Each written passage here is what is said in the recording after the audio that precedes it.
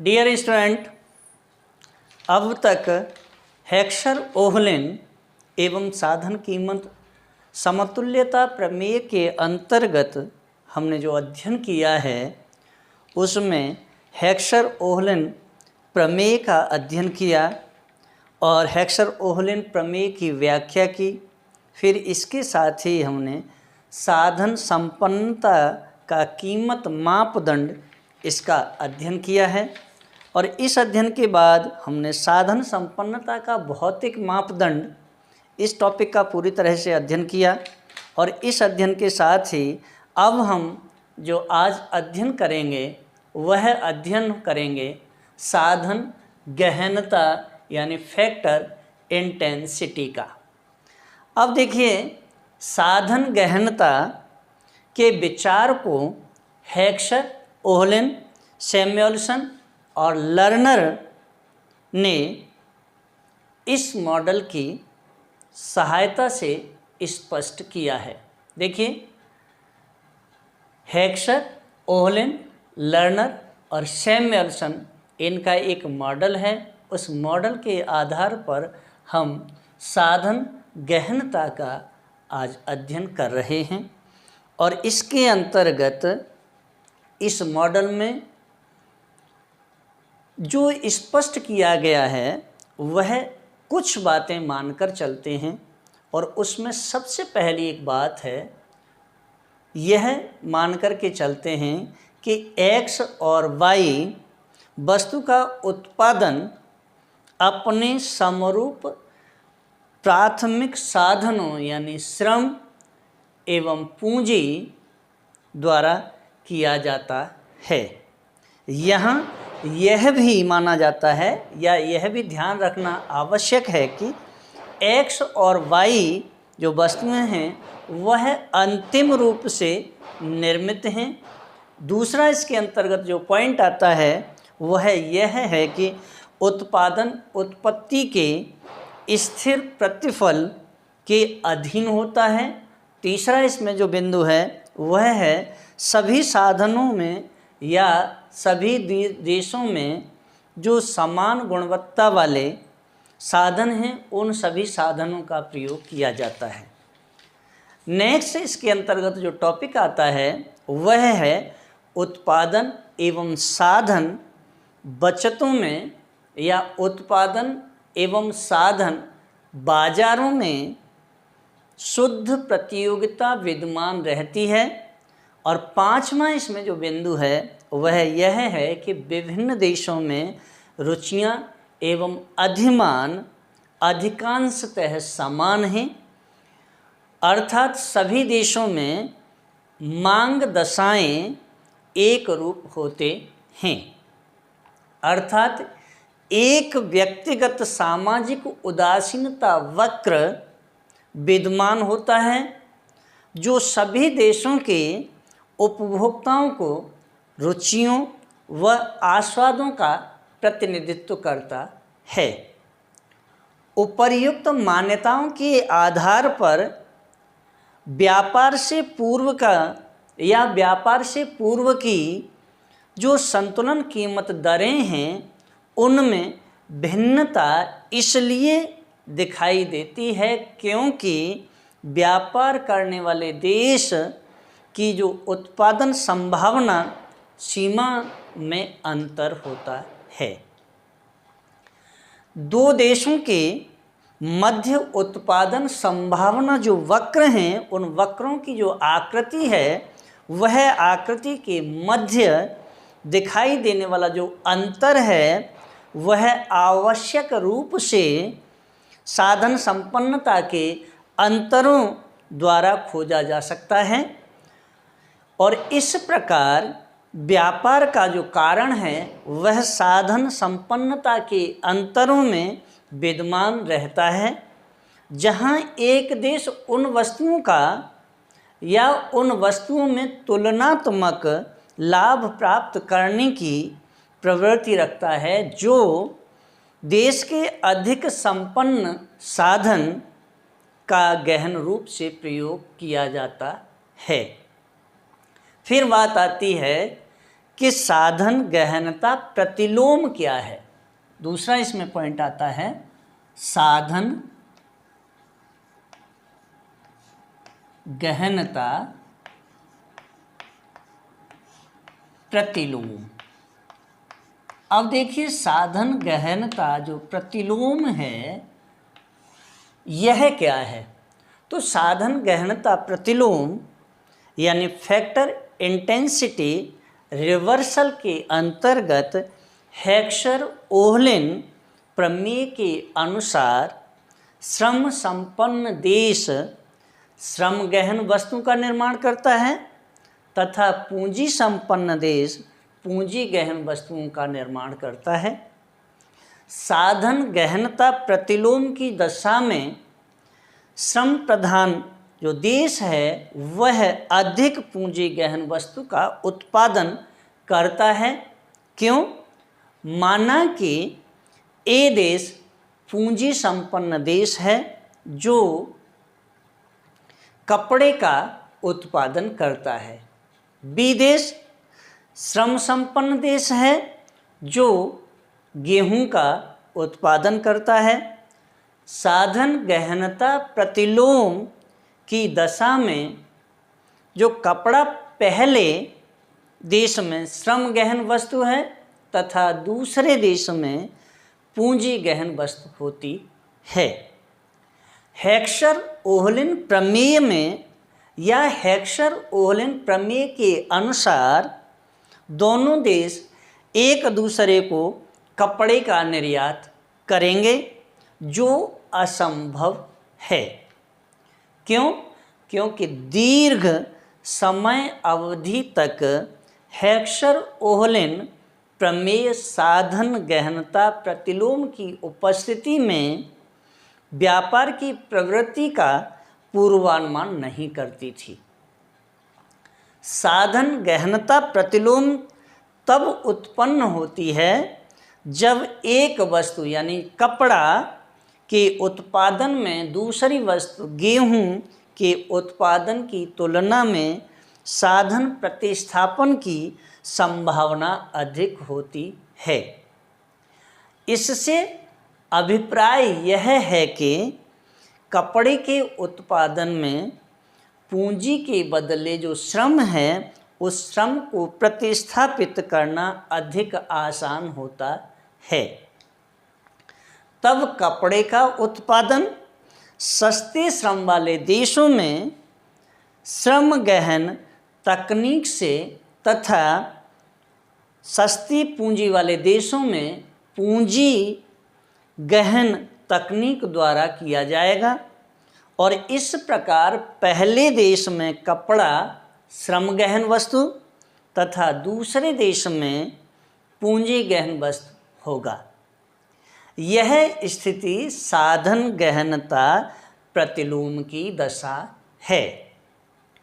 वास्तविक जीवन में साधन गहनता प्रतिलोम की जो दशा है वह उत्पन्न होने की जो स्थितियां हैं वह कभी कभी ही दिखाई देती हैं। यदि साधन गहनता प्रतिलोम की दशा सतत रूप से विद्यमान हो तो हेक्सर ओहलिन सिद्धांत के अनुमान निरर्थक होते हैं।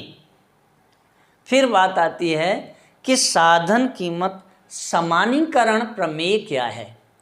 थर्ड पॉइंट इसमें है साधन कीमत समानीकरण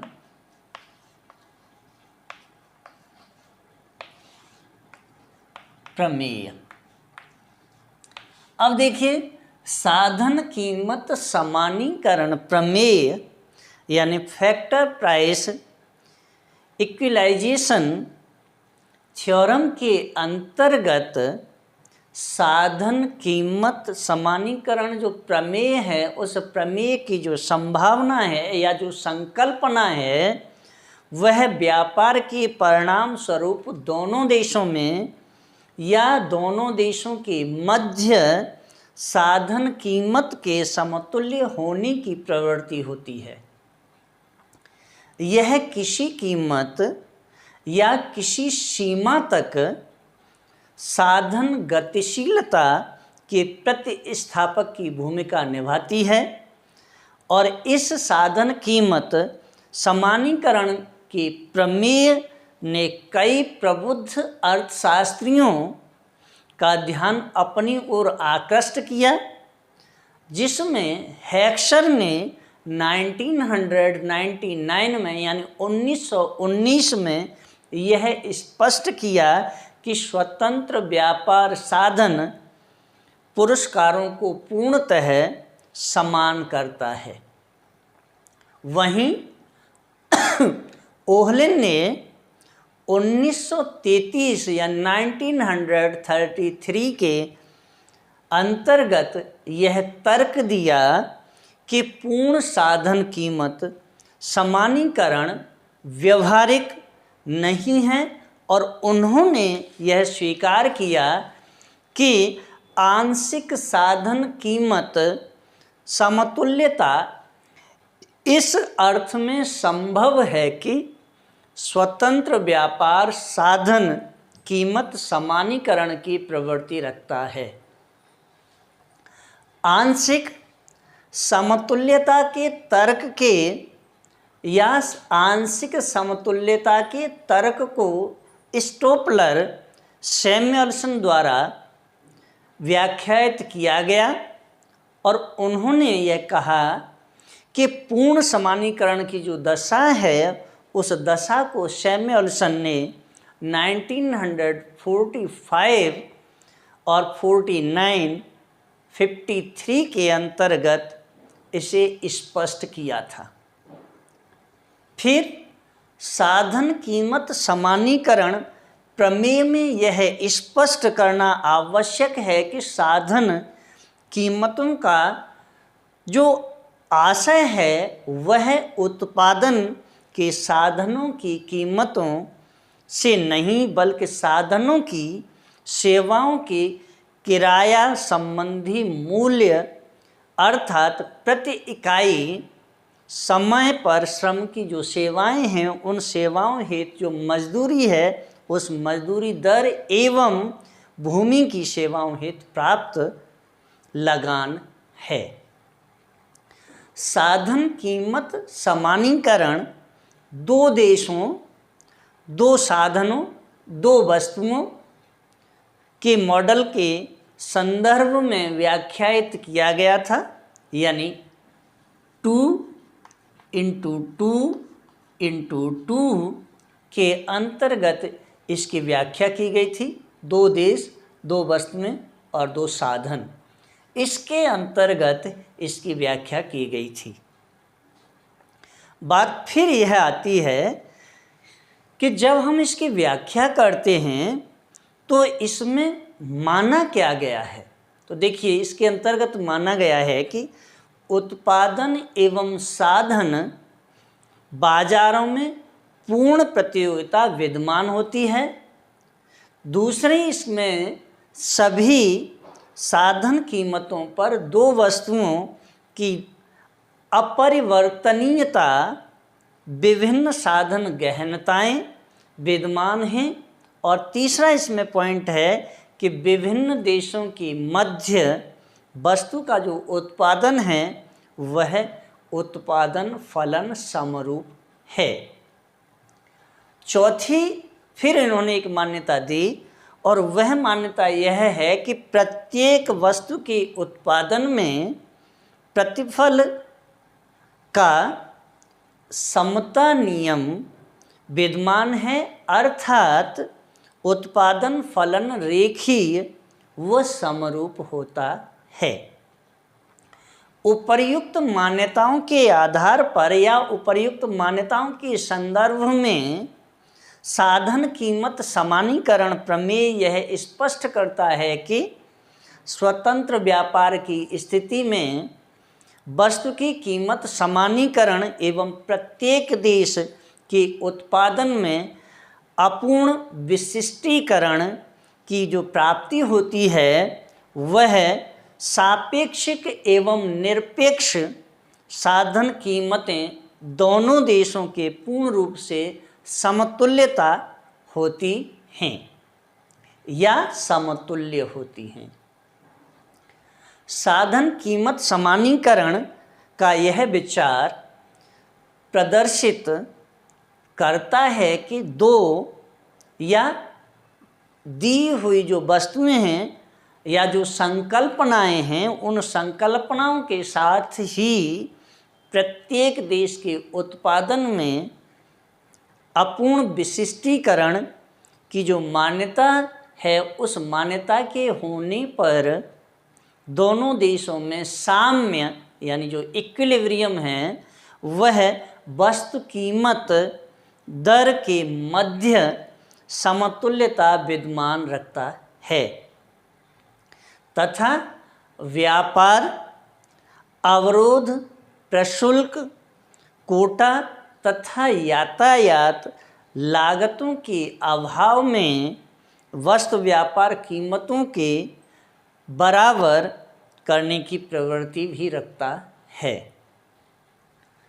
फिर नेक्स्ट पॉइंट आता है कि साधन कीमत समानीकरण जो प्रमेय है, उस प्रमेय की अनुभव सिद्ध महत्ता क्या है। तो देखिए, साधन कीमत समानीकरण प्रमेय की अनुभव सिद्ध महत्ता के अंतर्गत वास्तविक विश्व में साधन कीमत समानीकरण प्रमेय की मान्यताएं किस सीमा तक साध्य हैं, यह अध्ययन किया गया है। इसमें सबसे पहले सर्वप्रथम पूर्ण प्रतियोगिता में यदि अल्पाधिकारी बाजार संरचना तथा मजदूरी व कीमत दृढ़ताओं को प्रस्तावित किया जाए तो ऐसी दशा में साधन कीमतों की समतुल्यता बाधा का अनुभव करेगी। और जब यह अनुभव करती है तो क्योंकि इन परिस्थितियों में क्या होता है, वस्तु की जो कीमतें हैं उन कीमतों में उत्पादन की लागतों के बराबर, यानी जो उत्पादन है वह उत्पादन कीमतों के लागतों के बराबर नहीं होता है। फिर दूसरी मुख्य बात इसके अंतर्गत यह आती है कि क्या साधन गहनता प्रतिलोमता साधन कीमत समानीकरण के लिए बाधाकारी बनेगा अथवा नहीं। फिर से एक बार, दूसरी मुख्य बात इसके अंतर्गत यह है कि क्या साधन गहनता प्रतिलोमता साधन कीमत समानीकरण के लिए बाधाकारी बनेगी अथवा नहीं बनेगी। तो इसकी जानकारी हमें तब होती है जब दो देशों की साधन बहुलता ज्ञात हो। अगर हमें साधन बहुलता ज्ञात नहीं होती है तो यह जो प्रमेय है इसके अंतर्गत रिजल्ट कुछ भी निकल सकता है। 1962 में यानी 1962 में मिनहास नाम के एक अर्थशास्त्री हुए। उन्होंने यह स्पष्ट किया कि दो वस्तुओं के उत्पादन फलनों की जो प्रतिस्थापन की साधन लोच के द्वारा दिखाया जाए तो दो उद्योगों के मध्य में लोच गुणांक भिन्न होंगे।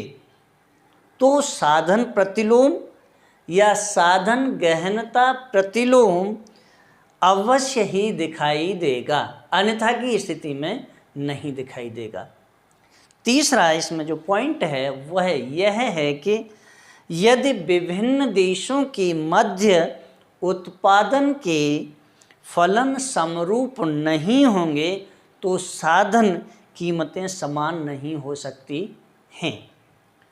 चौथा इसका जो पॉइंट है वह यह है, या चौथी जो मान्यता है वह यह है कि स्थिर प्रतिफल नियम से संबंधित है और जहां निरपेक्ष साधन कीमतें दो उद्योगों के मध्य या दो उद्योगों में प्रयोग की जाने वाली श्रम भूमि दर पर ही निर्भर करती है, क्योंकि उत्पादन के पैमाने का या उत्पादन के पैमाने पर निर्भर ऐसी स्थिति में करती है जब परिस्थितियों में आविष्कारक या अधिकाधिक सापेक्षिक साधन समानीकरण की आशा की जा सकती हो। अगर ऐसा नहीं होता है तो फिर वास्तविक विश्व व्यापार में जो प्रतिबंध हैं एवं यातायात लागतों के कारण वस्तुगत व्यापार सापेक्षिक वस्तु कीमतों को समान नहीं रहने देंगे। अगर ये समान नहीं रहने देता है तो निष्कर्ष रूप में हम ये कह सकते हैं कि वस्तुगत व्यापार के द्वारा साधन कीमत समानीकरण की जो दशाएं हैं वह इतनी संकुचित हो जाती हैं कि इसका पूर्ण होना संभव भी नहीं होता है।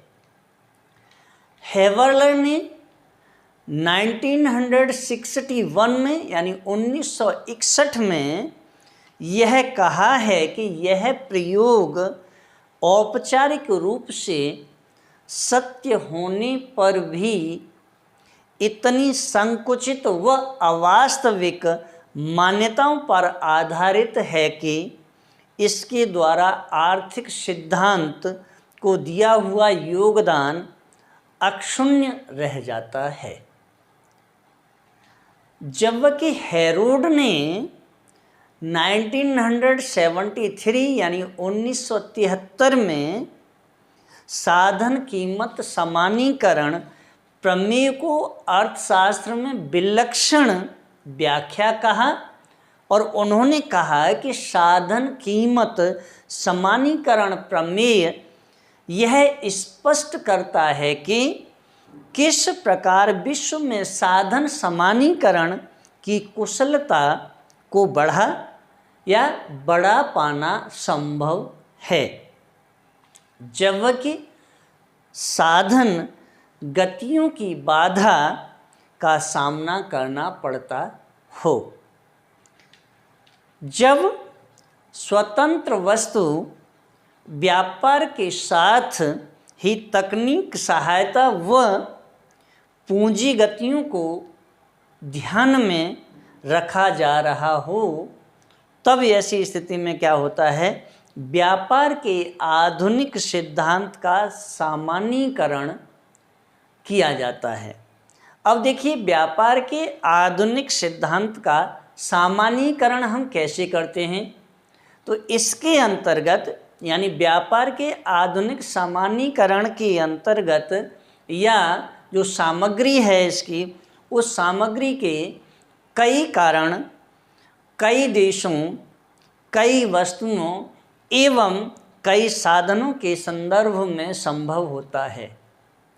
जैसे नंबर 1, दो साधन कई वस्तुएं हों तब क्या होगा, यानी 2 फैक्टर एंड मैनी कमोडिटीज़ के अंतर्गत सैमुअलसन ने 1994 में यह स्पष्ट किया है कि अंतर्राष्ट्रीय व्यापार के आधुनिक सिद्धांत में वस्तुओं को सम्मिलित करने पर जो व्याख्या का रूप है वह काफ़ी अधिक नहीं बदलता। क्यों? क्योंकि जिन अतिरिक्त वस्तुओं को प्रस्तावित किया जाता है वह घरेलू अथवा व्यापार में शामिल ना होने वाली हैं, अर्थात ऐसी वस्तुएं जिन्हें प्रत्येक देश द्वारा आंतरिक रूप से उत्पादित एवं उपभोग किया जाता है। साधन कीमत समानीकरण प्रमेय के लागू होने की जो आवश्यक शर्त है वह यह है कि जब केवल दो देश या दो साधनों की उपस्थिति में विद्यमान होती है तो अंतिम साम्यावस्था में सभी देशों द्वारा जो दो वस्तुओं का उत्पादन किया जाए तब यह लागू होगा। सैमुअल्सन ने यह भी स्पष्ट किया, उन्होंने यह दावा भी किया है कि तीसरी या अधिक वस्तु शामिल करने के उपरांत भी पूर्ण साधन कीमत समानीकरण की प्रवृत्ति बढ़ती है। फिर बात आती है कई साधन एवं कई वस्तुओं की। अगर कई साधन हैं और कई वस्तुएं हैं तो इसके अंतर्गत कई साधन एवं कई वस्तुओं की दशा को सैमुअल्सन ने 1953 में 57 में स्पष्ट किया और उन्होंने यह कहा कि इसके साथ ही रिकार्डो ने भी गलत इसे माना है, क्योंकि रिकार्डो ने इसलिए गलत माना था कि इस संदर्भ में जो नई व्याख्या है वह गेल कैंप इथियर द्वारा दी गई थी। अब देखिए गेल कैंप इथियर ने जो व्याख्या दी है उसमें हेक्सर ओहलेन प्रमेय का जो समानीकरण है वह हेक्सर ओहलेन प्रमेय में समानीकरण के 3 तर्क दिए गए हैं और पहला जो तर्क था वह था दो देश दो वस्तुएं दो कारण या दो फैक्टर। इसके अंतर्गत जो कई साधन हैं, दो देश हैं, दो वस्तुएं, दो साधन हैं। अब देखिए मैं एक एक करके इन तीनों को ही समझाता हूँ आपके समक्ष। पहला, कई देश हैं, मान लीजिए दो देश हैं जिसमें माना कि n ग्रेटर देन 2 है। क्या है? n greater than 2। n greater than 2 के अंतर्गत जो देश हैं जिन्हें साधन संपन्नता के क्रम में कीमत या भौतिक परिभाषा के आधार पर वर्गीकृत किया जाता है या किया जाना संभव होता है, वहाँ विशेष रूप से यह माना है कि एल आई, क्या माना है इन्होंने? L I upon T I less than, क्या है? L2 upon T2 less than, क्या है? Ln upon Tn।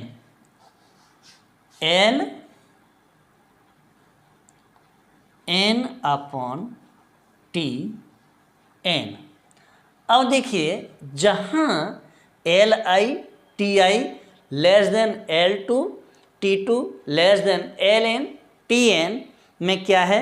Li is equal to जो I है, यह I वे देश हैं जिनकी कुल श्रम बहुलता है, जिनमें श्रम की बहुलता है।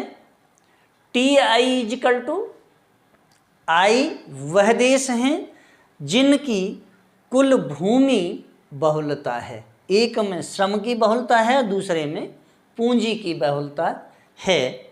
और जब साधन संपन्नता की भौतिक परिभाषा के आधार पर पहला देश दूसरे देश की तुलना में श्रम संपन्न है तथा दूसरा देश तीसरे देश की सापेक्ष श्रम संपन्न है, इसी प्रकार यह क्रम आयव्यय देश की ओर चलता जाता है, अंत तक यही चलता जाता है।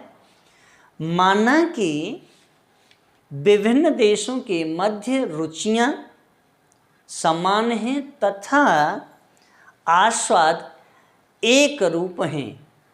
रुचि, फैशन और टेस्ट अगर एक रूप हैं तो क्या होगा, सभी साधन कीमत दरों के लिए एक्स वस्तु व वाई वस्तु के सापेक्ष भूमि गहन है।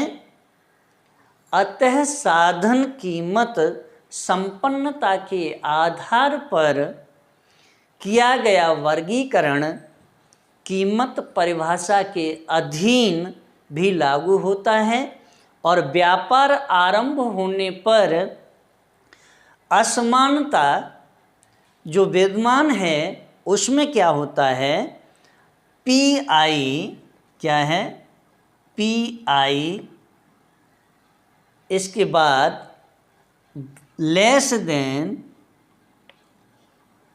पी आई, या आप वन भी बोल सकते हैं, one less than P two less than P three less than dot dot dot dot P N. अब देखिए P I, P one, P two, P three, P N कितने भी देश हो सकते हैं। तो इसमें पी आई जो आई दिया हुआ है, आई वे देश हैं जो व्यापार से पूर्व संतुलन दर अर्थात एक्स की कीमत वाई वस्तु की कीमत है। यानी एक्स की कीमत और वाई वस्तु की कीमत अगर दोनों ही बराबर हैं तो यह नियम लागू हो जाता है। फिर बात यह आती है कि जो दोनों देश हैं उन देशों के किसी जोड़े को ध्यान में रखते हुए हम यह निश्चित रूप से कह सकते हैं कि भूमि संपन्न देश व्यापार से पूर्व श्रम संपन्न देश की तुलना में एक्स वस्तु को सस्ता उत्पादित करेगा। परंतु इस संदर्भ में या इस निष्कर्ष में हम सभी एन देशों के लिए व्यापार की जो दिशा है उस दिशा को निर्धारित नहीं कर सकते हैं। क्यों नहीं कर सकते हैं? क्योंकि केवल यह कहा जा सकता है कि पहला देश एक्स वस्तु का निर्यात व वाई वस्तु का या वाई वस्तु के बदले करता है एवं इसी प्रकार एनवां देश वाई वस्तु का निर्यात एक्स वस्तु के बदले में करता है। फिर बात आती है कई वस्तुओं की, यानी 2 इंटू 2 इंटू 2, 2 देश 2 वस्तुएं और 2 साधन। अब देखिए 2 वस्तुएं क्या हैं। जब 2 देश ए व बी तथा वस्तुएं काफ़ी अधिक हों अर्थात m ग्रेटर देन 2 हो तो क्या होगा, तब जोन्स एवं भगवती ने यह स्पष्ट किया है कि हेक्सर ओहलिन जो प्रमेय है उस प्रमेय के निष्कर्ष तब तक प्रभावित नहीं होंगे जब तक कि वस्तुओं को सम्मिलित ना कर लिया जाए। फिर बात आती है कई साधनों की। कई साधनों के अंतर्गत जो साधन हैं उन साधनों में एवं कई वस्तुओं पर व्यापक विश्लेषण करते हुए हम यह निष्कर्ष निकालते हैं कि यह मूल्य लोच, आय लोच, पारस्परिक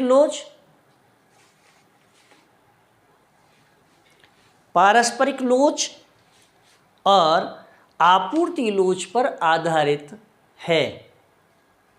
निष्कर्ष रूप में यह कह सकते हैं कि हेक्सर-ओहलेन जो मॉडल है उस मॉडल में भिन्न भिन्न संकल्पनाओं पर आधारित है तथा क्लासिकल विचारधारा मूल्य के सम सिद्धांत पर आधारित है, जबकि हेक्सर-ओहलेन प्रमेय आवश्यक रूप से उत्पादन के एक से अधिक सामान्य सिद्धांत पर आधारित है तथा क्लासिकल जो सिद्धांत है उस सिद्धांत की संदर्भ में व्यापार से पूर्व की साम्यावस्था को ध्यान में नहीं रखा जाता है।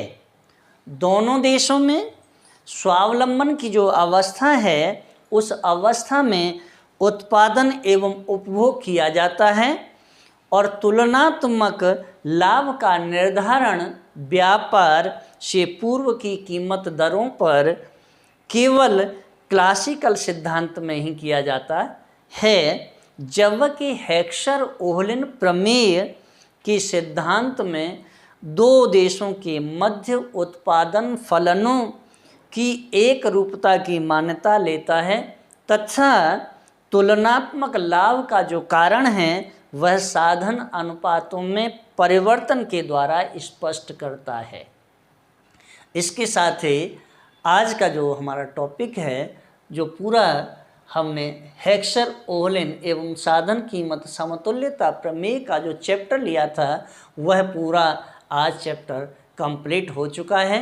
इसके साथ ही नेक्स्ट टॉपिक में हम जो टॉपिक लेकर के आएंगे वह टॉपिक होगा व्यापार की शर्तें, यानी टर्म्स ऑफ ट्रेड के अंतर्गत हम नेक्स्ट टॉपिक लेकर के आएंगे। और इसके साथ ही अगर आपको मेरा वीडियो अच्छा लगा हो तो वीडियो को लाइक करें, शेयर करें, कमेंट करें, बेल आइकन का बटन अवश्य दबाएं, साथ ही सब्सक्राइब करना ना भूलें और अपने दोस्तों को शेयर अवश्य ही करें, कमेंट ज़्यादा से ज़्यादा करें। धन्यवाद।